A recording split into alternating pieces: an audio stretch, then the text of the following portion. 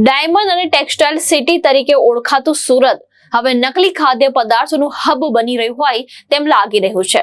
શહેર પોલીસના special operation group એસઓજીએ બાતમીના આધારે સચિન જેડીસી વિસ્તારમાં એક એવી ફેક્ટરી પર દરોડો પાડ્યો હતો જ્યાં નકલી ઘી બનાવવામાં આવતું હતું।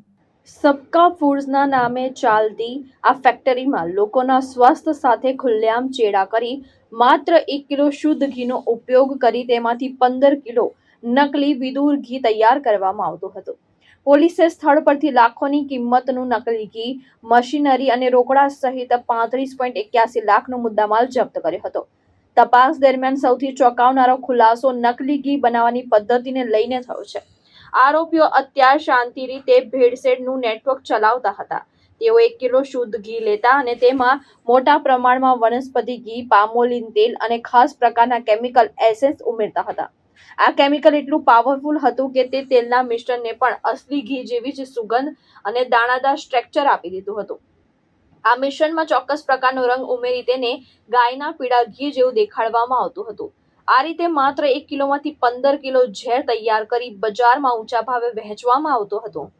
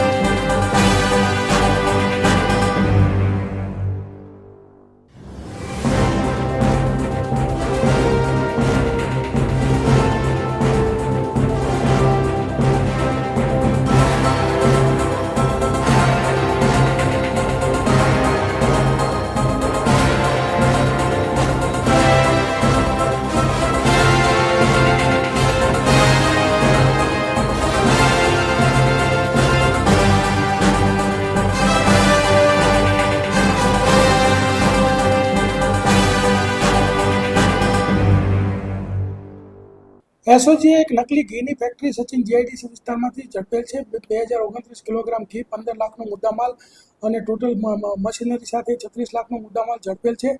અને આ ઘી જે છે એ પામ ઓઇલ, વનસ્પતિ ઘી, પછી એસેન્સ અને બીજી જે અમુક રાસાયણિક દ્રવ્યો ઉમેરીને બનાવતા હતા। જે રીતના વેપારીઓ એમની પાસે ગુણવત્તાવાળું માગે એવા પ્રકારની કિંમતનું આ લોકો બનાવતા હતા અને એ રીતે ભેળસેળ કરતા હતા। સમગ્ર સાઉથ ગુજરાતની અંદર આ લોકો વેચતા હતા।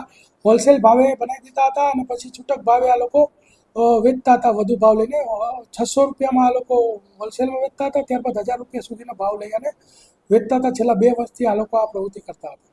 અત્યાર સુધી સર કેટલા લોકોમાં માલ વેચ્યો છે?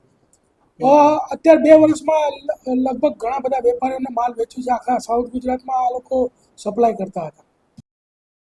ભાવેશ ઉપાધ્યાય, દ્રષ્ટિકોણ ન્યૂઝ, સુરત।